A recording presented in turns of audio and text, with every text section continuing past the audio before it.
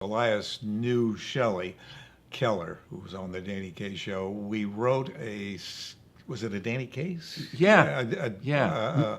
a Danny Kaye show sketch having to do with intermission having to do with the then current trend of movie theater lobbies getting bigger and bigger with all kinds of uh, you know, orange drinks and cascading colas and everything.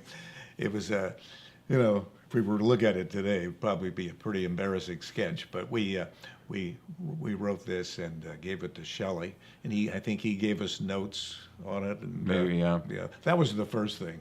We subsequently tried writing a Spec McHale's Navy.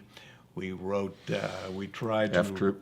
we wrote, yeah, story, conceivable story outlines for F Troop. But we really were way in over our heads. We had no idea what we were doing, and nothing ever came of any of those. I don't know that we can remember the first day we sat down to do this, but it probably was more or less the exact same process that we stayed with, and that all comedy writers stay with. It's the very thing you see in the movies: two guys in a small room, two desks usually jammed together, a very unglamorous Spartan kind of setting, and just talking over each other and trying this, trying that, going backwards and forwards.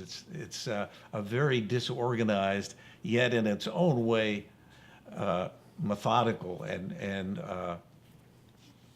organized. Head-to-head writing. Yeah, just two guys, just what you imagine, just what anybody would picture. Well, okay, I got it. The guy comes in and he says X, Y, and Z, and then the other person says, "Well, what if he says A, B, and C?" It's just it's like getting into a tight parking space. Go up, back and forth, and ultimately, you I mean, have there are writers who would write, say, on a situation comedy script. Each one would write a scene, and Yeah. then they would swap the scenes. So I'd write a scene, Dave'd write a scene, then we'd swap them, and then we'd rewrite each other's scenes, and eventually the script would evolve that way. But we always, almost without fail, did exactly what Dave said, and we would argue, and we would.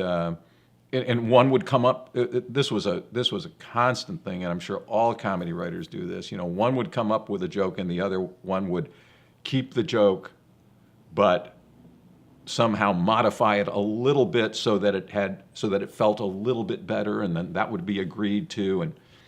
And we would one of us, which was 90% of the time, would be me, would sit behind the typewriter or eventually the computer.